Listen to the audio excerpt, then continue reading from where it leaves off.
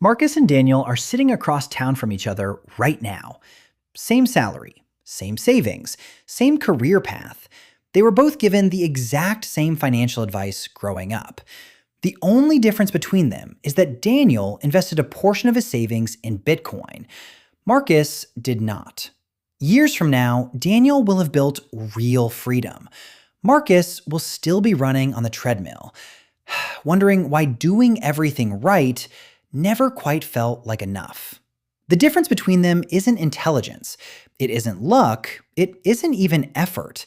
It's one single piece of information Daniel chose to study seriously while Marcus dismissed it. Let's start with Marcus, the version of your life where Bitcoin came up in conversation a few times, but you never sat down and really looked into it.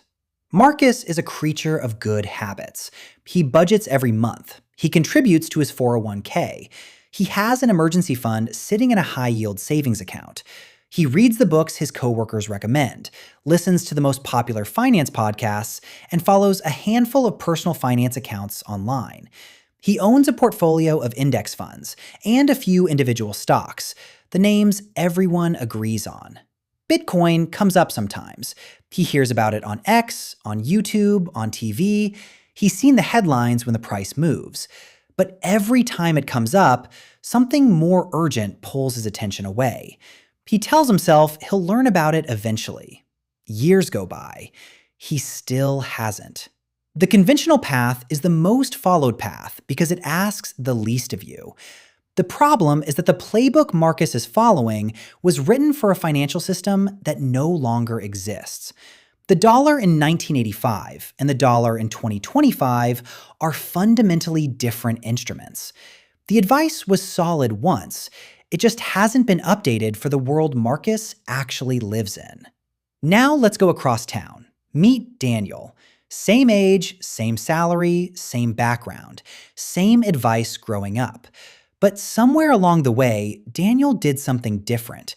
He got curious. He didn't dismiss what he didn't understand.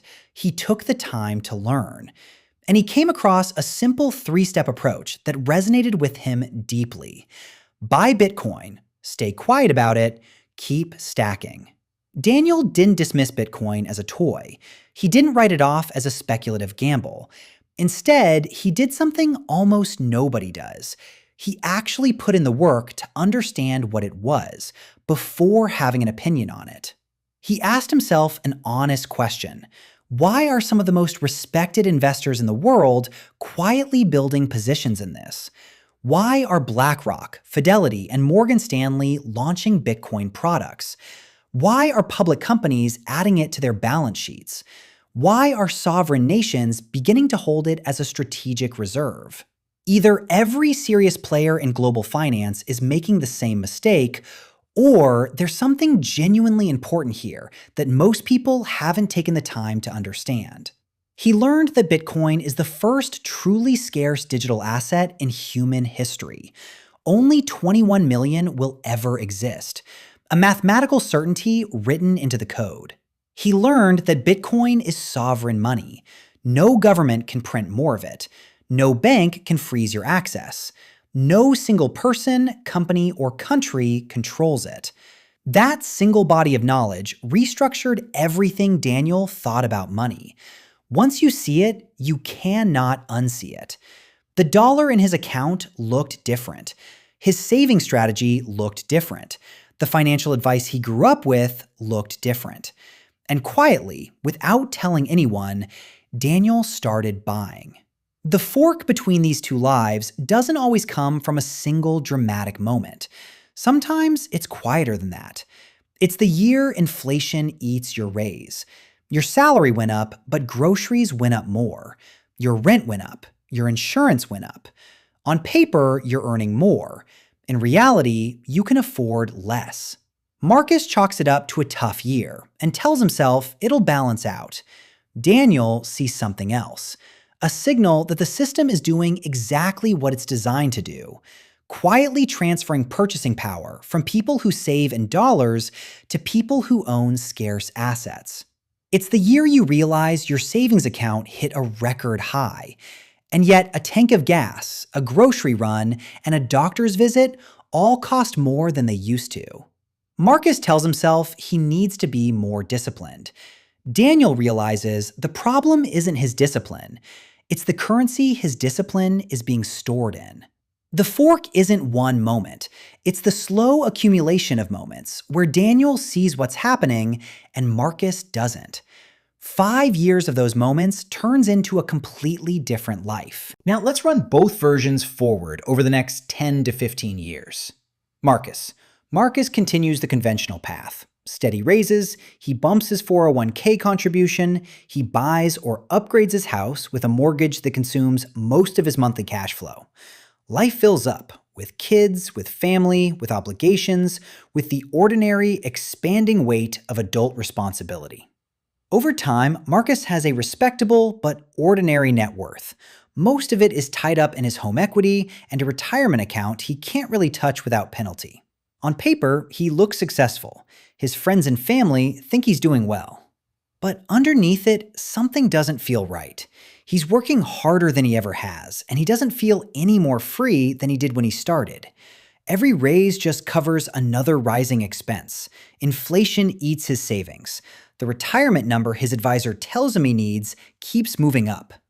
Marcus feels comfortable, but he's running on a treadmill he can't step off. He can't take a sabbatical. He can't walk away from a bad boss. He can't relocate without enormous logistical and financial risk. The system gave him exactly what it promised: stability.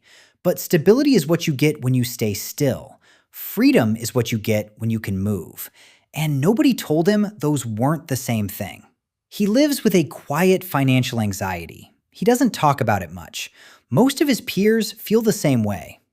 Daniel took a completely different path. From the day he started understanding Bitcoin, he treated it as his primary long-term savings technology. Not his only asset, but the foundation that everything else gets built around. He stacked consistently and quietly. Every paycheck, a portion went into Bitcoin. Through the bull runs, through the brutal corrections, through the periods when the headlines declared Bitcoin dead for the 15th time. He kept buying. He held through 50% drawdowns because he understood why they happen and he understood what comes after them. He went deeper than most people ever do. He learned about the cryptographic foundations, how SHA-256 hashing secures every transaction and chains every block to the one before it, making the entire history mathematically immutable. He understood public key cryptography and how it allows true digital ownership without a middleman for the first time in history. He studied how proof-of-work consensus replaced trust with energy and math, and why that simple shift was one of the most important inventions of the last century. He understood halving cycles, the programmatic supply reduction that happens roughly every 4 years, slowly turning Bitcoin into the hardest money ever created. He came across the power law and started seeing Bitcoin's long-term trajectory as something closer to a pattern than a guess. He watched as more companies adopted it as a treasury asset. He watched as sovereign nations started accumulating. He watched as Wall Street institutions stopped mocking it and started selling products around it. And along the way, his thinking changed, because once you understand Bitcoin, you start understanding everything else differently. Daniel saw why governments love inflation. He saw why housing keeps getting more expensive in real terms, even when wages don't keep up. He saw the entire system from above instead of from inside it. Over time, Daniel's Bitcoin position grew into a substantial asymmetric bet, not because he got lucky, because he stayed patient while everyone around him was getting distracted by the next shiny thing. His stack didn't grow because he timed the market. It grew because he didn't trade it. The dollar amount matters less than the freedom it bought. Financial freedom isn't a number. It's a state of mind that comes from knowing you don't have to depend on anyone for your survival. Bitcoin gave Daniel that, not the price, the independence the price represented. Let's be honest about what actually separated Marcus and Daniel. It wasn't intelligence. It wasn't even effort. The difference was attention. Daniel gave Bitcoin 10 serious hours of attention when it crossed his path. Marcus didn't. Everything downstream of that, the conviction, the patience, the position, the wealth, flowed from that single choice to take the topic seriously. This is the part that's hard to swallow. We like to believe wealth comes from rare gifts, a brilliant mind, a lucky break, a wealthy family, something the average person could never replicate. But the difference between Marcus and Daniel isn't rare. It's available to anyone with a working internet connection and the willingness to ignore people who tell them not to look. Here's the quiet truth about Bitcoin that nobody really wants to say out loud. You don't need to be early to win. You just need to be earlier than most. And right now, despite everything you've heard, you are still earlier than most. The institutions are just arriving. The sovereign nations are just starting. The financial products are still being built. The story is still being written, and you're not at the end of it. You're closer to the beginning than you think. Marcus and Daniel were the same person on the same day. The only thing that separated them was what they chose to do with the next 10 hours of their lives. You have this same 10 hours sitting in front of you right now. If this video made you think differently about what your money is actually doing, hit the like and subscribe button.